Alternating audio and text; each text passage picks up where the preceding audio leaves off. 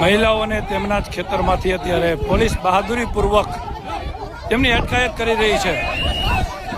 વૃદ્ધ મહિલાની પોલીસ બળજબરીપૂર્વક જોઈ શકો છો, તેમના જ ખેતરમાંથી બહાદુર પોલીસ મહિલાઓ પોતાના જ ખેતરમાંથી બહાર કાઢવામાં આવી રહી છે।